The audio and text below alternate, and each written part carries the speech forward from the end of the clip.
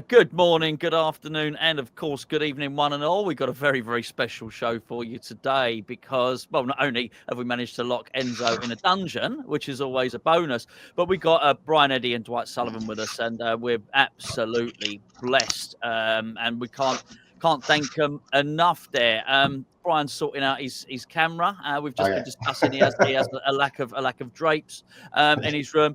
Brian, Dwight, thanks so much for joining us. It's good to be here. Absolutely.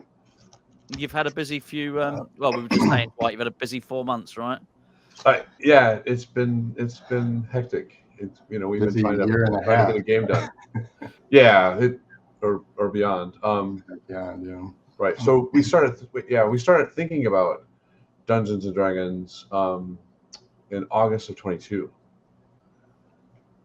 So that's when we first started going, that might be a good game. And we were up to our eyes in Venom, and we were like spending every hour working on Venom, but in the back of our minds, thinking of, cooking things that we could do in D&D. Did you know you were both going to be working together on the next game before you knew what the next title was? We thought it, but then we knew it when we said, "Hey, you guys want to work on D&D?" Right. And that was a very quick yes, was it? It was, yeah. Sure. Oh yeah, absolutely. Yeah.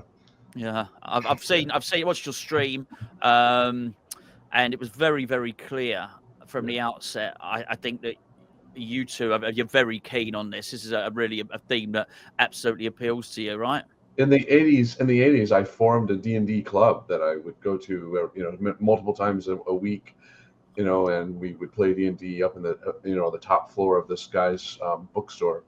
So yeah, I've been playing D&D on and off forever. Well, that was okay. So very much a dream theme for you. What about yourself, Brian? We'll talk more in depth about the game as the podcast goes on.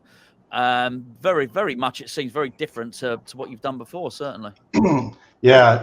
It's similar to Dwight. I played back in high school, but not as nearly as much as Dwight. And what's amazing about Dwight is he remembers everything about it, like all the characters, their detail, their backstories. So it was just amazing to have that reference. That's because that campaign's still going on today.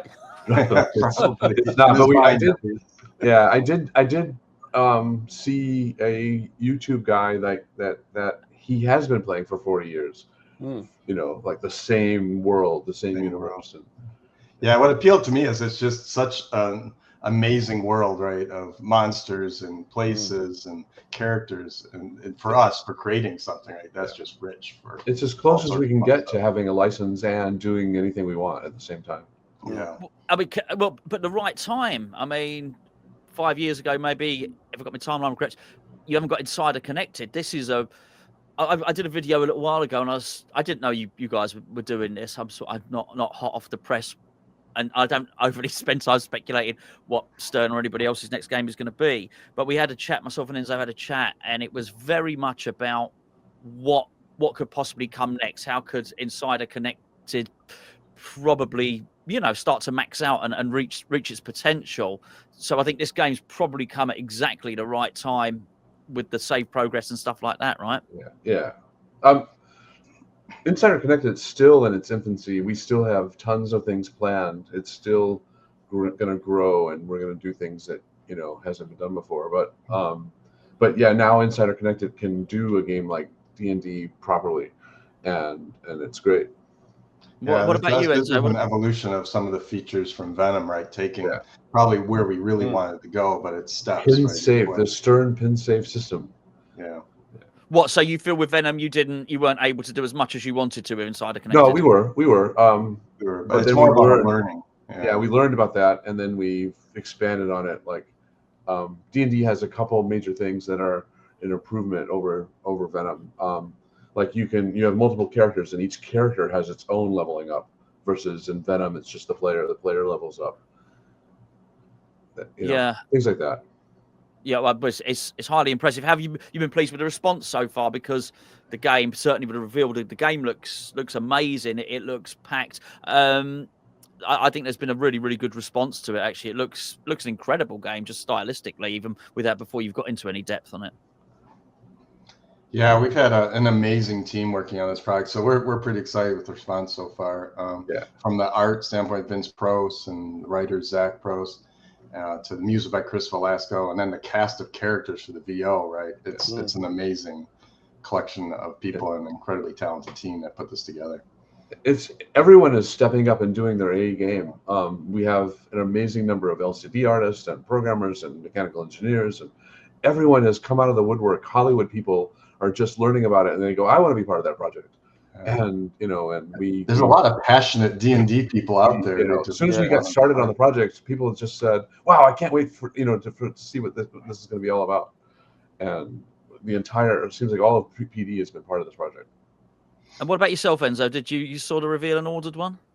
Yeah. I've got a premium on order. It was interesting following this gossip of D&D coming over the last 3 to 6 months, and a lot of the idea that people thought, oh, it's such a niche kind of theme that not everyone was into D&D, not really thinking that, well, you didn't need to be into D&D because, as long as it's fantasy, like, Black Knight, for instance, it's a fantasy game. Game of Thrones is a fantasy game. I don't think you needed to be into Dungeons and Dragons. And I think the release of the game has proven that, because I've had friends that are not into fantasy at all, but have gone, this looks cool. I'm going to get one of these, I think. Yeah, most people are into dragons. Yeah, that's right. So you see a big dragon, you go, I want that, right? Yeah, so you don't have to be into fantasy. You're just like, I want to beat that dragon up. Yeah. It's a great dragon. Yeah. It's a very He's only getting better. Yeah. Yeah. Yeah, it was great. I mean, I am not. I've never played Dungeons and Dragons or anything close to it, but so I can speak about it from the other side. That's not Enzo.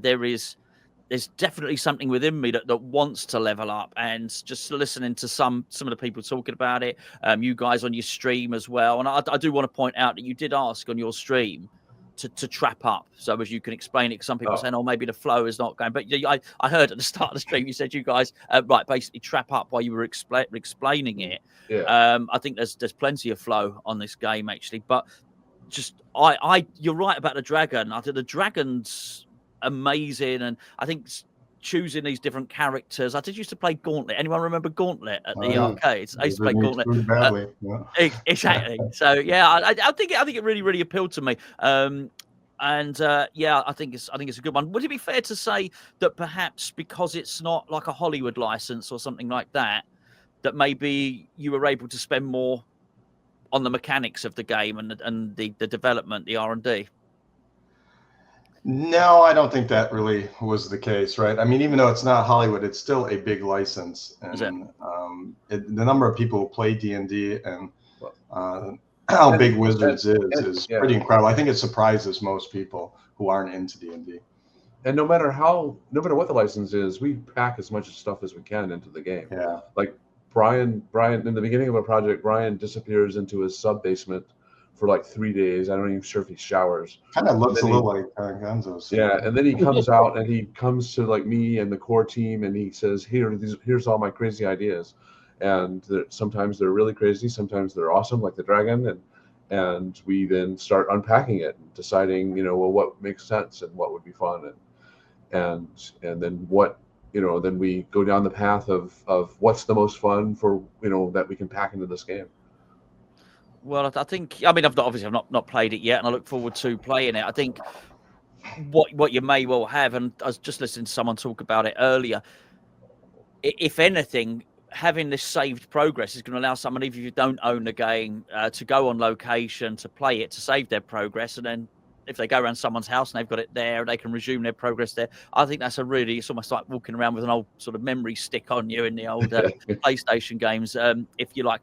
It would be remiss of me not to talk about you, talk to you both while you're here about your, you're icons and legends in my mind, and I'm not just saying that because you're here. So any regular watchers of the channel, you probably can't see it. I've got my top 50 list of games there, and it's not populated with all of them. I'm a bit slow at populating it, but every game deserves a video. Look, sat at the top is Attack from Mars. and which is going to stay at the top. It's a great game. Yeah. It's Brian. I've said this so many times to other people. I'm going to take absolute pleasure in saying it to you. Attack from Mars is the perfect pinball machine. It offers you enough encouragement, but is difficult. I think it is the perfect game for you just wanting to have one more game. It appeals on every level. You don't have to. It's easy to understand, and I think it's just an exceptional game, and it's been my favourite game for quite some time. So, first of all, I want to thank you very much for that. Out of interest, what's your favourite game that you've designed? Oh, I can't really pick one, right? They're all my babies in some way, so it's hard. But I did really like the theme of Attack from Mars, that campiness, 50s sci-fi stuff, right? So I had a lot of fun with that for sure. Yeah, well, absolutely. Thanks for the kind words. No, yeah, I mean they are well deserved, very, very well deserved. And I'm not just saying this because you're here. Anyone's been watching this channel for the years I've been doing it, they're probably saying, oh, yeah, Brian Eddy's on now. There's something else which I'm hopefully on the channel well known for. You might see some of the models just up there. Okay. Yeah, one thing you touched upon, which is interesting, is that it's got that I want to play one more time feel. And I think specifically on those 90s games, we had to do that, right? Because if you played a game and didn't want to come up and put more money into it, we failed, right? That was the whole focus, because games didn't really go into homes much back then. So it was locations, and the success of a game was based upon, well, does somebody want to come back and play it? And we would actually go out when we first launched a game, and we put it out on test, which you could do back then. You could put a game out on test. Nobody would know about it, right? Because there's no internet. Yeah. And we would go to the arcades, and we would just stand there for hours watching. And if somebody came up and played a game and looked like he was having an okay time and then walked away, and then maybe like 10, 20 minutes later, he came back, right? Then you knew you had something, because he was enticed enough to want to come back and play again. So a little bit different world, but that was the focus back then. So it shows in your desire to come back and play too. Well, it worked. It worked. It always worked. You'd kill 2 flying saucers. You'd do like two of the locations, and you think, I've got to come back. I know I can do the third one. I know I can do the fourth one. And of course that would have been terrible with Insider Connected in many respects, because you'd have got it too easily. Dwight, we're talking about addiction here, and pinball addiction. Possibly one of the most addictive. I know I've just shown all my Lord of the Rings models, but Star Trek Next Generation as really addictive. Is it I think it's the shuttle mode. Loading people, I can't stop. It's just addictive. Loading people into that shuttle. Right. The dot matrix that's doing the arm thing, right? with the shuttle, right? Yeah. It's great. It's amazing. Lord of the Rings I've not done yet. Lord of the Rings, one of my favorite ever games. It's an absolute triumph. I'm not responsible for Lord of the Rings. Oh yeah, I thought you did.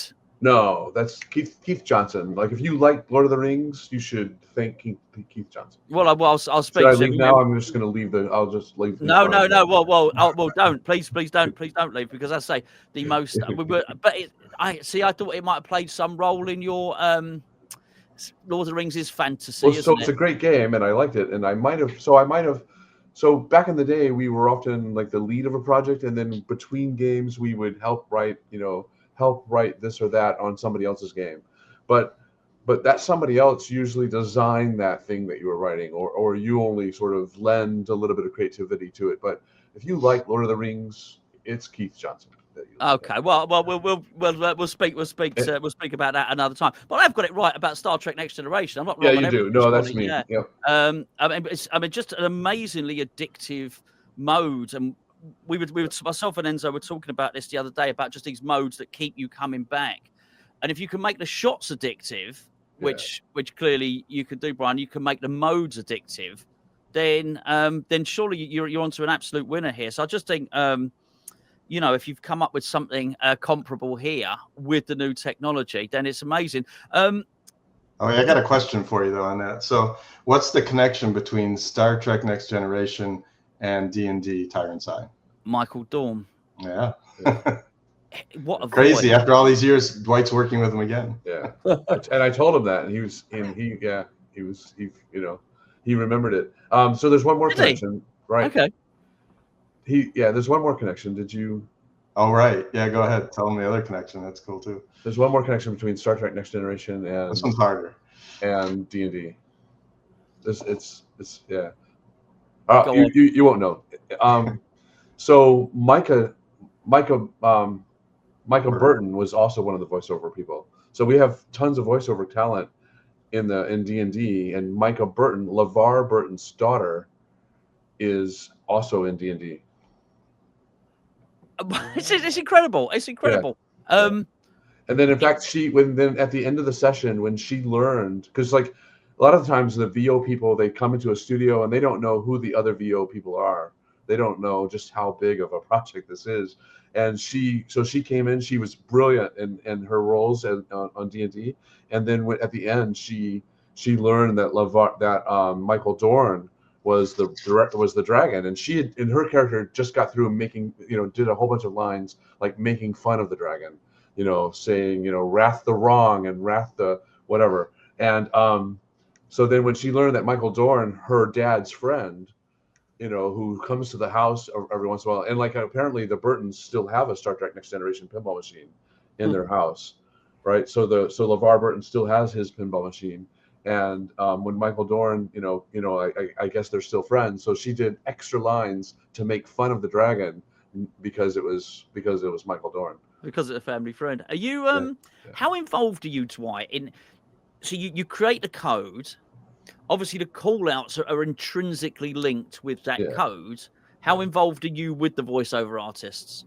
I'm very, especially in this game. So in this game, the team wrote the script, and we had Chris Pronowski lend quite a bit of help with writing the script. So the team wrote it, and he wrote some, so eventually we had a script for like 18 characters, and like hundreds and hundreds of lines of script.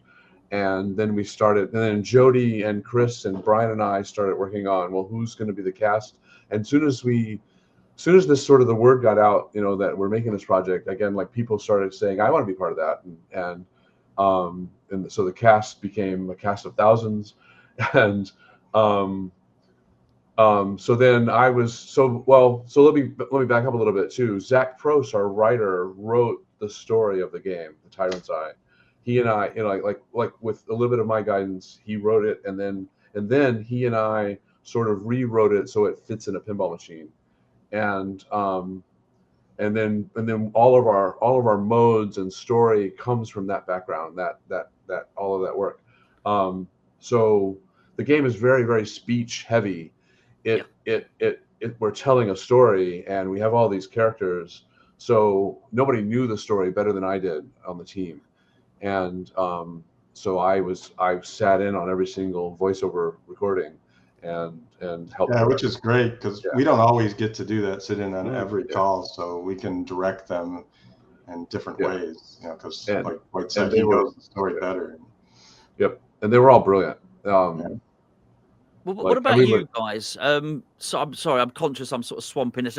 Enzo, Phil, please jump in a minute. I know you're fascinated by this.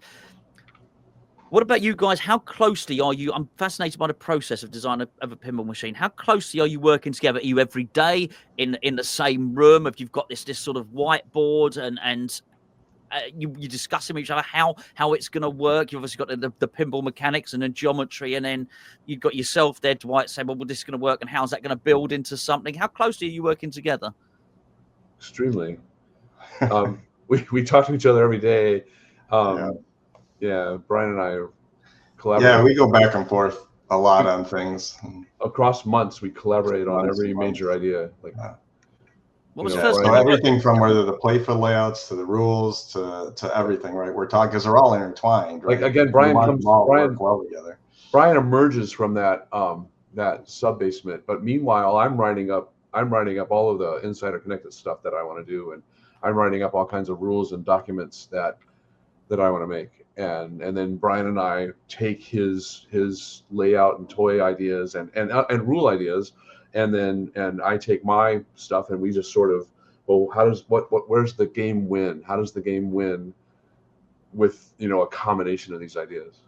Yeah, and there's usually we come up with like an architecture of because this is kind of what we want to do with the rules this time, right? Yeah. To try to keep it fresh and different, and we try to stay true to that. But there's plenty of times where we go down a road that just doesn't work, right? We think it will, and we talk it through, but then we implement something and it doesn't work. So and sometimes we implement something that one of us doesn't think is great, and the other one does, and it turns out to be great.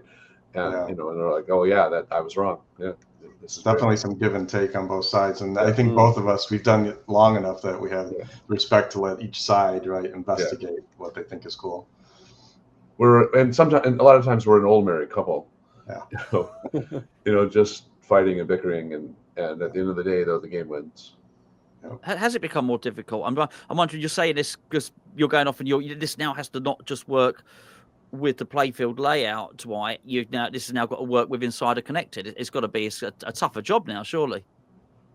Sure, we keep modern pinball compared to the 90s that you're talking about is a very different beast. Like we have 3 models, and what's expected in a game is much more and much different than it was in the 90s. So we have to keep thinking about, well, what does the modern world want from pinball, and then we push that envelope as far as we can. And we're always trying to do something new, something different, add something all across it, from the playfield to the rule set to Insider. And we always want to give something new and different to the player to experience. Yeah, but this is, isn't it? This is very new and very different. Yeah, but not just Insider Connected, like the battle, like the dragon battle. That's mostly Brian's idea. It's very new and different. Like it counts how many balls you drain as you drain them, and when you drain X number of balls, you lose. And I don't know if that's ever been done before. So which has nothing to do with Insider Connected. No, for sure. Enzo. It's interesting because obviously it's a really different layout from what Brian you've done recently and probably in the past. I know obviously with the third flipper and the dragon isn't in the middle because everyone was speculating that are we going to get a Brian game where the Demigorgon's in the middle or the Mars Attack's in the middle. This is off to one side, and there's a third flipper. I'm obviously seeing some influences from Shadow, if I'm correct there. A little bit. I mean, I have an upper flipper. I haven't done an upper flipper game, since Shadow. And one of the things with upper flipper games I find is like your average or your new player, they don't even notice the flippers up above, right? It zips by, and it's almost like they don't play the feature. So it's hard to tie a lot to it when that's the case in my mind. So the difference about this game is that there's a magnet, underneath the gelatinous cube right above the flipper. So we can catch the ball in all sorts of different from shots and hold it and give you a nice soft feed to that flipper. So even if you're a new player, an average player who doesn't track it as well, we give you that pause to be able to flip. And I think that really adds to the flow of the game too, because there's multiple upper flipper shots that then flow back to the lower flippers. And I think that whole thing tied together is going to make it more accessible for a lot of people. And that's another like thing that came out of the sub basement is like we have a magnet that can catch a ball above and below. And again, we're like, well, we got to do that. That's got lots of possibilities. And I'm hearing, because obviously friends in the community, I'm friends with Don and Kerry. They were there the other day, saying the game flows really well and shoots really well. And the dragon is extremely captivating. I think that mechanism of, although the pro model, the dragon goes just up and down, and the premium, the dragon up, down, left, right, but the dragon also learns and adapts. Is that correct? No, he reacts. He's reaction. He reacts, but he doesn't learn. Right. Interesting. Sounds cool though. Maybe we'll do that. He could. Maybe he can. Well, now he does. Well, now he does. But I don't want him to. I don't want him to learn. It's hard enough learning things on a pinball machine, and you think you've got it nailed. I don't want it changing on me. The one thing cool about the dragon is we know where he's at too, so we can aim him at various parts of the playfield. So as the battles ramp up, right, we can have him aim for between the flippers or aim for the drain, the right and left lanes. Yeah, right. And so there is the opportunity for that. Exact what you're saying, absolutely. But I kind of like that he gets more difficult as levels go up. Like as you get deeper in the game, right? He just naturally becomes more aggressive and more. That's when he'll start blocking your shots and stuff. So he's not gonna. He adapts because you've gotten deeper. He adapts because it's now harder because now you're on level 2 and level 3, but he's not going to adapt early in the game. He's So in that regard, he's going to get harder, like all rules and modes do across time, right? They all get harder as you get deeper in the game. Yeah, but I think it's something else if the mechanics Yeah. are getting harder in there. Like in level 1, he doesn't block the super jackpot shot like he could, Which is on the row of targets sort of underneath him, isn't it? No, super jackpot is the loop just to the, like as you're facing the game. It's his left. I keep on saying his left, his right. So it's his left and it's the player's right. So that he can swing around to the player's right and block the super jackpot shot. It's not and he does, and he will, right? Yeah. But there's a lot we can do with the mech and variations, so I think it's going to keep it really interesting across a long number of battles. Yeah, but I think having that is sort of like it's one thing having a big feature in a game like that, but it's another thing having it interactive. And I think it's another thing when it's not just the game is getting more difficult. If that part of it is getting more difficult, it's a bit like the boxer in Champion Pub, of course. It's such an intrinsic part of the game. I think this is I think this is going to be a real success. I love the way it's firing those the balls out as well. I think is it's a level of aggression to it. There is, which I think you need that. It's a bloody dragon. It's I think a massive success there. Could you explain? Is there a co-op mode in the game? There is. Yeah. Can you talk us through that, please? It's just like a lot of the co-op modes I've done in previous games. You can join up with other players and you share your progress in the game. You always start from the beginning of the campaign. You can't pick up where you left off, but you start from the beginning of the game. But you can bring in, like, I can bring in my 4th level fighter. You can bring in your 7th level wizard, and we can play together with our higher level characters. But you're going to start from the beginning, and then you share your progress, you share your scores, and you see together how far can you get in the campaign in that one game. So myself and Enzo, with our 2 insider connected accounts, if he's built up one of the characters, I built up another. We log on at the same time, and you need to be in the same room though, or the same machine. Sure, yeah, for sure. For now. All right. Well, that's for now, right? But the possibilities are endless, then, really, aren't they? With this stuff, this insider connected. Yes, they are. Yeah, like Dwight said at the beginning, we've just barely touched the edge of it. Yeah. So with the co-op, if you're playing obviously 2-player, each character still gets 4 in their team. They do. One of the 4 will be your friend. Yeah.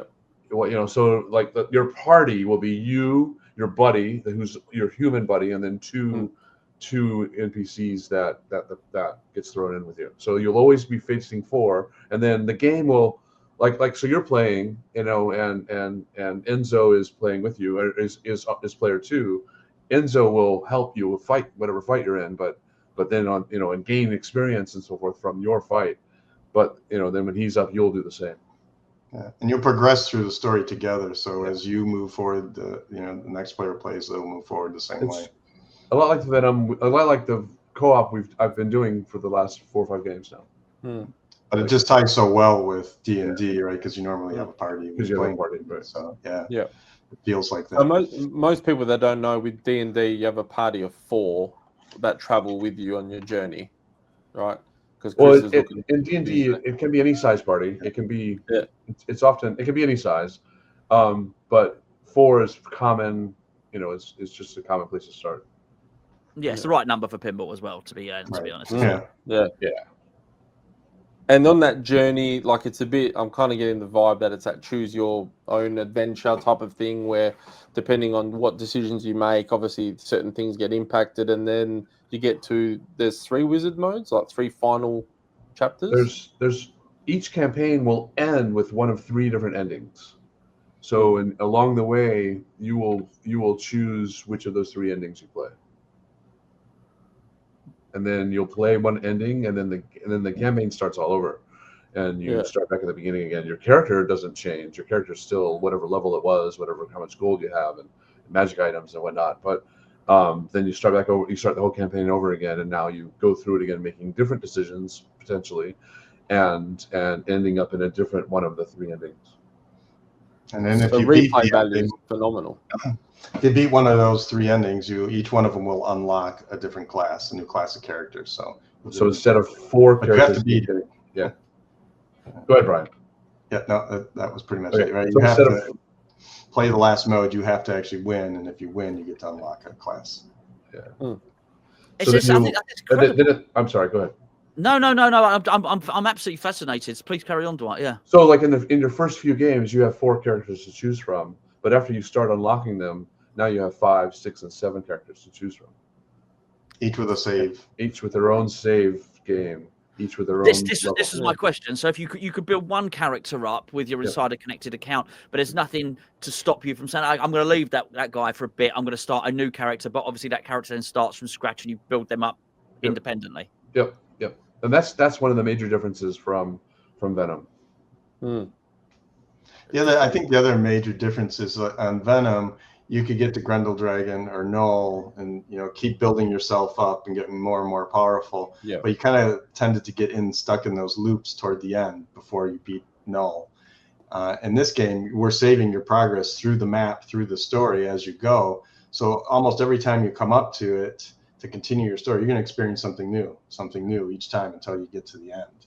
Because you're going to pick up where you left off. Yeah. You're working your way through the map. The map has 7 locations on it that you move around, and most of those locations have little side quests. And if you complete all of the side quests, you can then do the map. You can do that location's wizard mode, or what I call dungeon. And then so there's 12 map modes, little side quests, and then 6 dungeons that you can play. Just moving around the map and making decisions about where you go and what you do. And you don't in order to get to one of the 3 endings, you don't have to do it all. You can if you want to, but yeah, it's just what the path you take depends on which of the 3 endings you do. But going back to the point, every new game you pick up where you left off. Like so in the beginning you started off in this town over here playing these modes, and then after 5 or 6 games, you're now over in a completely different town playing different modes. And the game, like game 17 picks you up like deep into the story, deep into the rules, deep into the modes. Do you think this game, sorry, Enzo, do you think this game, out of interest, because I've only just started really using Insider Connected. I've had a very anti-Insider Connected, if I'm honest. When it first came along, it was, my work is online. My life increasingly seems to be online. Yeah. Pinball was something different. It was a chill out. It was it was analog. I think when Insider Connected first came along, I wasn't particularly interested. It was actually, funny enough, it was actually relatively recently playing Jaws, and Insider Connected, I started using. I don't know why I was checking in. I was scanning my code, and then it knew. Jaws knew I hadn't done the tiger shark, right? And so then it got me hooked, no pun intended. So I thought I need to do this. I didn't realize that the one thing I'd not done is not done the shark. So I've got to go back and do the shark, and it's lured me in. It's now I'm addicted. Now I've got to sort of chart my progress. Although that's not on the same level as what you're talking about with D&D, nowhere near. Does the game have an appeal for somebody that's just walking on location, is not going to use Insider Connected, and is just going to put their coin in the slot, so to speak? Oh, absolutely. And I keep talking when Brian probably could talk. No, go ahead. But so we developed the game for months without any save progress. Save progress comes near the end. Like, so we make a fun game, a fun pinball machine that has normal depths and breadth that we've been doing since the 90s, right? And that's first and foremost what we're trying to do. We're trying to make a great pinball machine that stands alone on its own without any extra layers. The Insider Connected is just more layers and more depth, that more things that you can do with it, but you don't need it per se. Yeah, and to that point, we specifically put in a mode called One Shot. Yeah. That allows you just to start from the beginning, fresh with the character, anytime you want to. So you can choose between, do I want to do a save game or just want to do a fresh? So it's really useful if you're playing with a bunch of buddies and you don't want to be playing against his 7th level wizard, right? You all want to start an even playing field. You just do a one shot and you see how far you can get in one game. But still, if you're playing it on for the first time on location, you're playing it. Still, those characters have the different abilities from the start. Like one has a bigger ball save, one, and so on and so forth. Yeah. Yeah. Yep. It's exactly it. Each one has a strength.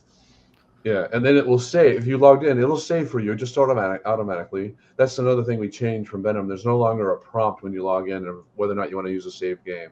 It just automatically saves for you. And then, like Brian said, when at the beginning of the game, as you're choosing what character you want, it tells you, oh, this is a saved game. This is a saved person. This is a new character. This is a new character. This is a saved character. And if you're looking at a saved character, but you don't want to play him, but you still want to play that class, that you want to play that character, but you want to play him from the beginning, you hold the action button down and it toggles to a one shot. So now you're playing that same character, but a one shot, from the beginning, and it won't save your progress, and it won't overwrite your old, it won't overwrite your save game, but it'll just be like a normal game from the beginning. Yeah, it's amazing. It definitely feels like it's evolving at a crazy pace, Pinball. One thing I did notice, looking at the reveals and looking at the promo videos, the Pro looks packed. The Pro it looks really, really a really good option. I think I really like the Pro on this one, I have to say. Yeah, and I think it'll make a good street piece too, and for people in the house who don't want to spend the money. Most of the features are there. You don't obviously get the cool dragon moves and shoots balls and everything, and you don't get the dungeon that pops up, so you don't get some of the physical toys. But the shots and the rule set are pretty close to in the two games. So yeah, there's still a ton of fun there. Yeah. You once you play the premium, you realize, wow, that dragon's pretty addictive. That dragon is articulate, and him moving left and right and spitting out balls and blocking your shots, that's greater than it looks on paper. It's all the cool things that the premium can do is, in my mind, worth it. Yeah. I think one of the things I really liked was because when I obviously heard the game was possibly D&D, I was like, oh, I really hope there's some dungeon, whether it's an under playfield or they incorporate dungeons somehow into this. And the fact that we've got this scoop that you go in and then it becomes like a video mode, but it's not a video mode because it's still physical pinball. Right. That is, so obviously you can, that map, because I know you said every Sunday it generates to a new map. In theory, I can, if your memory is good enough, you can kind of remember that it's left, right for an extra ball. You can even write it down if you want to. You could write it down and then it'll be like that. And then on the Sunday, when it generates, is that in like, what happens for people whose machines aren't online? Is that just automatically in the code? If you're not connected, you get a random game every single game you play. If you are connected, there's almost no randomness anywhere in the game. Everything's procedurally generated and changes on Sundays. It'll seem random from a player standpoint, but it's all controlled. And again, like if you're deep in a campaign or even a little bit far into a campaign, the game is new every time you play it because it picks up where you left off, and you can't ever go backwards. So you can't play in a campaign. You can't play the modes you've already played. You have to play modes you haven't played yet. And so even though it's still the same, the randomness, it'll still seem random to you because you haven't seen it yet. Yeah. And did you have another vision with the whole dungeon thing, and you end up, it was too hard, and you just went for that kind of scoop? Like, was there always that idea? Hardware-wise, dungeon crawl. I think you're talking about. Or the mech, right? You're talking about the mech. Yeah. Yeah, that was pretty much it. I mean, we played early on, I think, with subways and stuff like that. But I think in the end, the more direct and having you go down into the dungeon and actually have a crawl tied into the dungeon crawl ended up being the most fun. Yeah, and we call it dungeon crawl because it makes sense. It's a feature. It's a feature that isn't really that sort of stands on its own, kind of like Dragon Battle and the Gelatinous Cube multi-ball. They're features that stand on their own, and they're sort of separate in addition to all of the modes in the story that's going on. So it's a dungeon crawl, and then in the story you play these quests and these dungeons and stuff. And we And it do has use a- it throughout some of the modes, and we use the dragon throughout some of the other modes too, along with their own self-contained features. Yeah, the toy, right? Yeah. When you're in the story and the story brings you to a red dragon, we're going to use the red dragon toy. That was one of the questions I was going to ask, actually. Like, if you're in a mode, is the red dragon always alive, moving? Like, even if you're doing a different mode, is he always active? Yeah, and commenting on what you're doing and trying to make fun of you. And yeah, right. Cool. There's only one time it's not. Like, so in Dragon Battle, when you defeat him, he flies away, and all while you're in town celebration, you know, like, so when you're in Dragon Battle, the town was on fire, and then during town celebration, it's no longer the location that you're in is no longer on fire, and they're shooting fireworks off, and you know, with each of your jackpots. So he doesn't move or talk during town celebration because it doesn't make sense. Yeah, cool. You both seem very proud of this, and rightly so. Actually, I've got to say, you seem so. There's so much detail to this game. I'm still sort of trying to get my head around it. Really, I'm really interested in the whole concept of pinball design. So, do you get nervous when it's close to release? You must do. Yeah, we don't. Absolutely. I think any artist does when you're putting your work out there, right? You want people to love it as much as we do. And you've been pleased with the response so far? Yes. Yeah, very much. Well, was there ever a consideration to put a big castle in this somewhere? To me, castles, while they're in the world of D&D, it feels more medieval to me. Right? Yeah. So, you've done your castle as well, Brian. Yeah. They share space, but they're not exactly the same prominence. The one of the things that really, because I've seen a bit of content since obviously the other day when everyone was at Stern, a lot of the video content of the animations, like this to me looks like some of the best animations Stern's done on a pinball, and that screen is loaded with information. Like the amount of info on that screen on like what's happening, what your character hasn't, the strike rates, I think it goes red when you're getting hit, for the blood and stuff. Talk me through that, because that is a part of that must be like the most time-consuming part of building a pinball game, surely. It's so. My job, my job is brilliant. I love it. It goes through phases, right? So, like I said, you know, back in the beginning, Brian and I were just writing ideas down, and then because we're working on Venom. And then at some point we have a Whitewood, and we're implementing skeleton rules and skeleton stuff and skeleton multi-balls, and we're like seeing how that is. Then at some point I get a fire hose of LCD artists like pointed at me, and I have to feed them like stuff. And so I spend tons of time. We do storyboarding everything up, and this game has consumed more artists than any other project I've ever seen. We the entire Stern LCD team of like 7 artists plus another outside 7 artists, you know, or more. And I'm probably leaving people out. I'm afraid to say their names because I'll leave people out. But Paul Chiamonte is the lead. He's like sort of my counterpart. He's the lead LCD artist, and he's been brilliant. He's like I keep coming back to him and going, now we need 34 monsters or 50 monsters and all of these. So every time you're in a battle, it's a different background. Right, so we have dozens of backgrounds that environments that you're fighting in, or you're doing whatever pinball D&D things in, and so it's just been extremely taxing on the LCD team. They have pipelines of people just making monsters.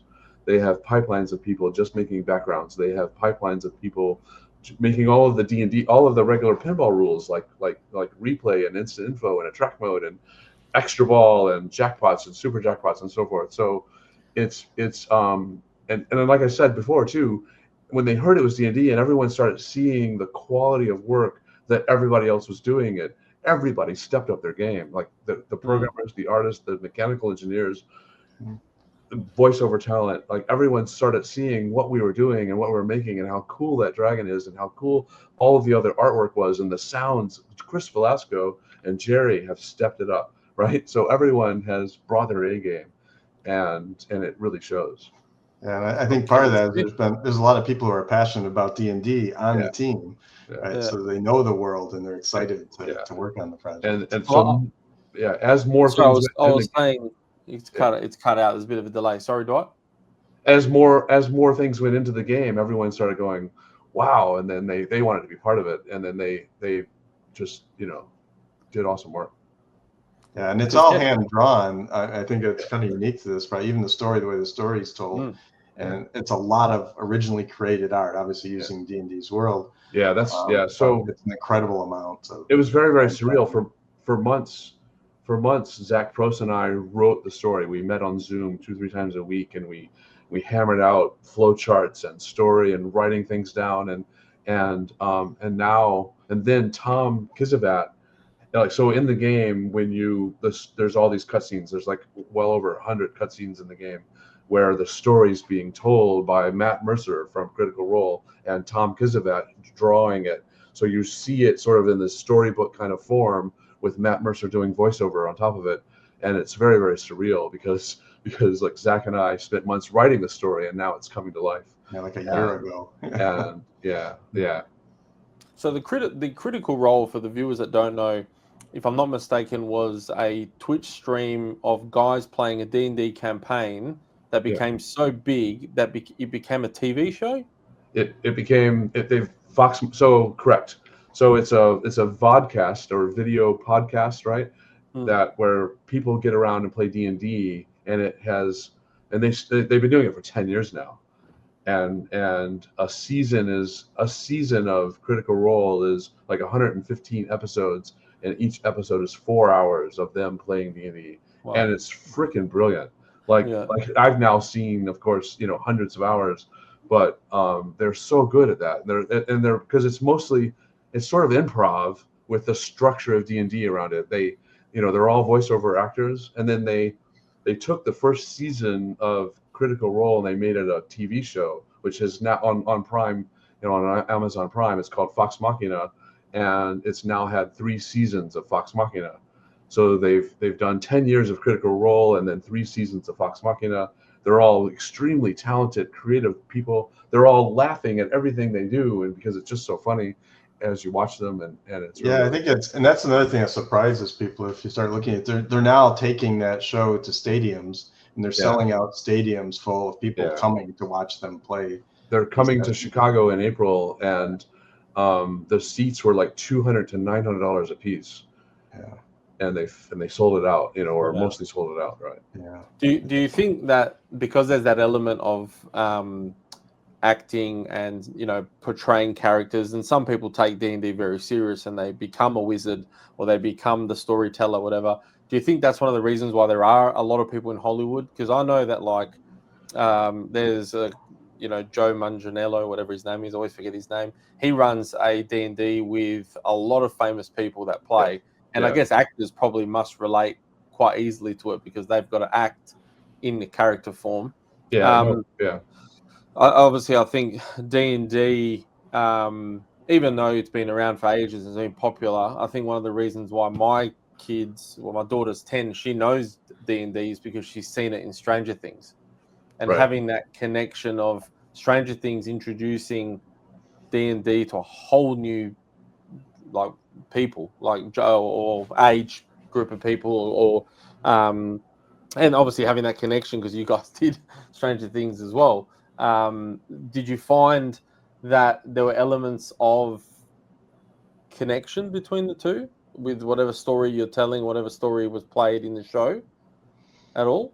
No, not really any connection, but I completely agree that Stranger Things did help boost it for a new generation. And I think it boosted awareness of people that it existed and people are curious. And that's definitely helped from a timing standpoint. I think it's the right time for a D&D game too. Yeah, no, for sure. Sorry, Chris, you were going to say something before? No, I'm just finding the whole thing fascinating. But I think I'm the more I hear, the more I learn. Firstly, the more interested I'm becoming in it as well. And I'm saying this as somebody that doesn't play Dungeons and Dragons, but I've got a massive inner geek. I really do. In fact, a friend of mine who going to watch this, who collects pinball machines, collects old jukeboxes, and has got he's got every episode of Star Trek that's ever been, of everything. He's got Voyager from the early ones. He turned around to me when I said about Dungeons and Dragons. He said, "Oh, I don't know, it's a bit geeky for me." I said, "You are a geek. You are the essence of geek. You're in the pinball. You're already a geek. You're a geek. Get off your high horse, mate. But the more I think about it, just listening to you guys is fascinating. There are certain games, I don't mean to offend anyone here, because I think games without a screen are fine. So I've got Dolly Parton there, no screen, no problem. Love that game, okay? Got Pulp Fiction coming soon, no screen, no problem. It's brilliant. But maybe something like early Spike 2 Aerosmith. Aerosmith would still be a great game without the screen. Even Elton John. Elton John doesn't particularly need, but controversial maybe, Elton John doesn't probably need the screen. This is the right game at the right time, and I think particularly with the maps and the journey and everything else, even though it's incredible. And I think about it, it's basically a role-playing game, but it's now just the technology needed to produce this on a pinball machine. I just don't think this particularly. You can have the vision, you guys can dream, and you guys can imagine everything all you want. But now, I think what my point is, now you've got the canvas, and I think it's incredible. It must be incredible. Something Dwight said about seeing. I think probably you were saying seeing concept come to life. I think as creative people, which you clearly both are, must be incredible. Yeah, I think that's the most exciting part of the project to us, because all these pieces that we've been working on for months and months. They're all disparate pieces. We don't really see anything come together until this time frame, and then all of a sudden, boom, it comes together.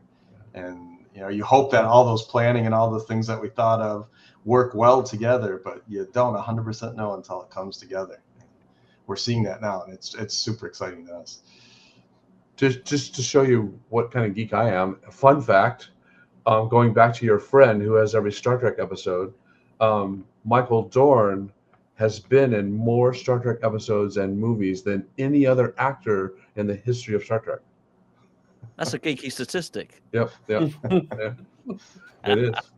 He was in what was he? He was in Deep Space Nine as well. Correct. So that was 7 seasons of Deep Space Nine. He wasn't in the first couple, I think, and especially the first one. I'm not sure. I'm not sure when Worf came along. It was sort of struggling. So then they brought in Worf. They turned it around a bit, and Deep Space Nine became one of the best series of Star Trek ever. So he's in several seasons of that, plus 7 seasons of Next Generation, plus all the movies, right? Is he a good guy? Nice guy? He seemed really, really nice. Yeah. Yeah. Of course, he was in California, and because of Zoom and everything, you can sit in on meetings and never meet the people. Yeah. So obviously they're not recording it on Zoom because it'd be compressed. You wouldn't have the bandwidth is not right. What do they do? They go into a studio somewhere else and record it, and then they went into Titmouse Studios, owned by Chris Bernowski, who wrote most of our script. All of the people in LA went to that studio and recorded it, and they have an engineer there. They have a guy responsible for the equipment and making sure everything's correct. He records the whole thing and then sends it to us. What about if there's something? There must be something missing. This stuff must happen. There must be a call out missing. What happens then? Sometimes we get a second. Sometimes we just do without it, and sometimes we have them come back into the studio and do a couple more lines. Yeah. Well, I mean, Brian, the voiceovers on Attack from Mars and Medieval Madness. You've been doing this stuff a long time. They're incredible, aren't they? Yeah, they are. I mean, just the energy and the passion. Like Doug Watson was the Martian, and I think he became the Martian during that session, right? I don't think he could speak for a week after he did the speech session, because he was doing so much screaming and emoting in that I think it really does make a huge difference from a player. He always walked a little funny after that. Yeah, he did. Well, they sometimes say, oh, that call out can gets old very quickly. Well, no. I still laugh now when it says, "Get away from France, you Martian from another planet." It's a brilliant line. It's a brilliant line. If it's a brilliant line, it doesn't get old. If it's not, and it's delivered in a brilliant way. Yeah. I shouldn't still be laughing, but I do. I still chuckle. I still chuckle to myself. Guys, do you know the sort of double-barreled question, really? Do you know the order in which you do things, basically? So whatever, Keith will do one, Jack will do one, you guys will do one. That's the first question. Also, do you know what I'm not going to ask you what it is, but do you know what you're working on next? Or you're going to be allowed a break? Yeah, we actually don't. We don't actually know what we're doing next, but that order does sometimes change, right? It just depends on what's happening in the world and at the company and where projects are and stuff. So it does shuffle occasionally. Yeah.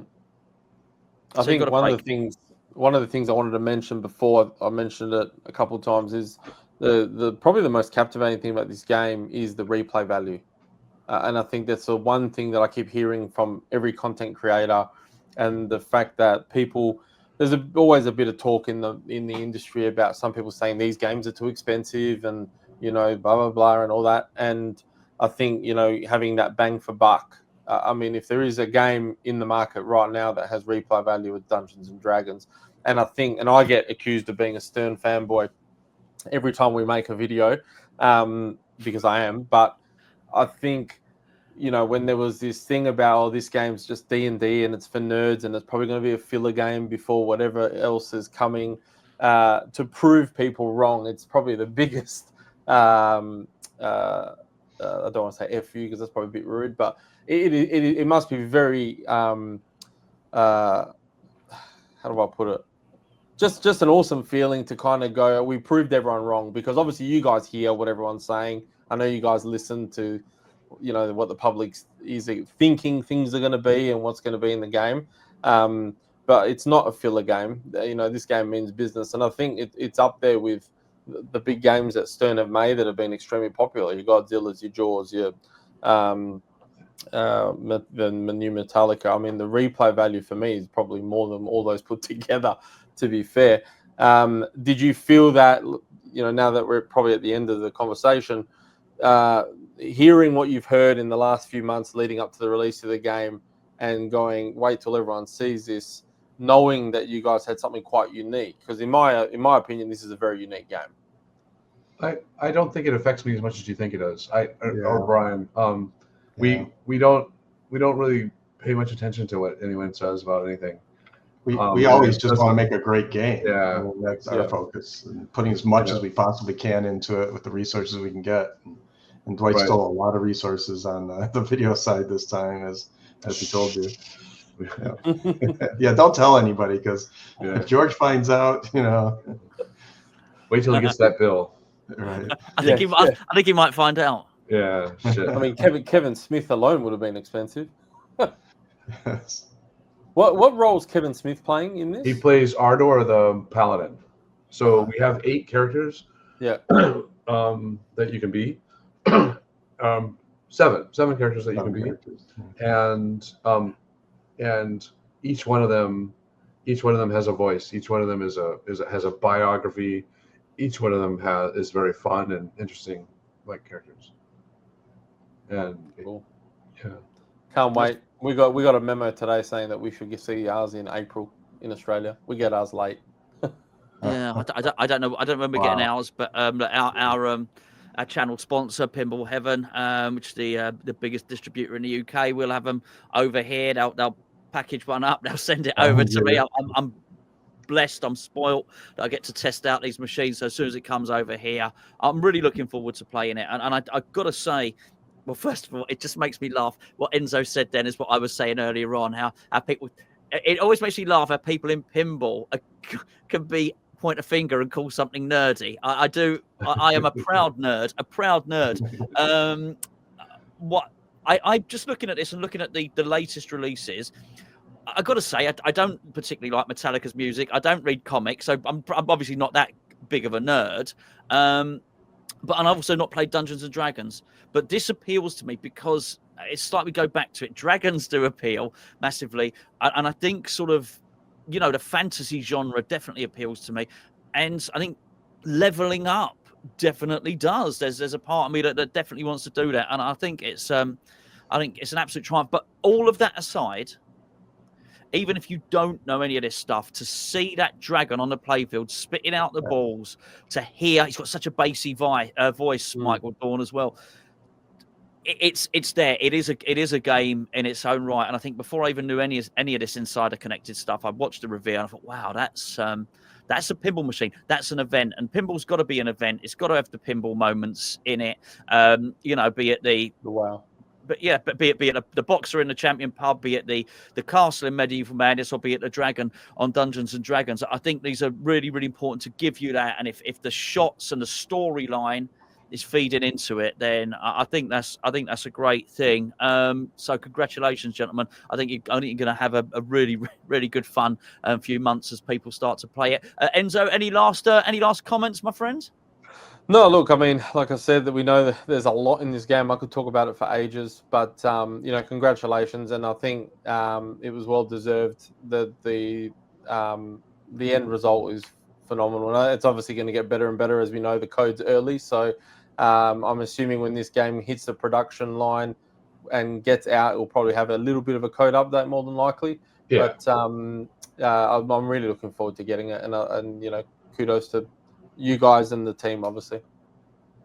That's awesome. Thanks. And what you were saying is exactly what we were going for too. So that's good to hear, is that even if you knew nothing about Dungeons and Dragons, you're going to see a big dragon and this weird gelatinous cube thing, and you're just going to want to play it, right? You're going to walk by a bunch of games, you're going to see it, and you're going to want to jump in and play it. So we made sure that was the case, right? That if you just like fantasy and anything, you like dragons, right? You're going to have a good time. Right. You don't need to know anything about D&D.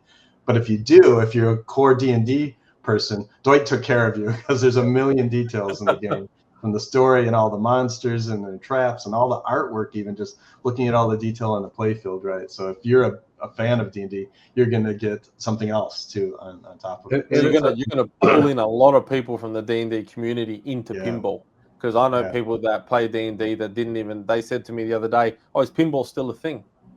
Yeah. We hear about we just heard stories the other day about people who own like board game stores are buying this game to put it in their board game store, right? Because a lot of board game stores, at least here in the United States, you can go in, you can buy board games, but you can also play board games in the store, and so people are going to come and play board games, play D&D, play other board games, and then be able to play pinball as well.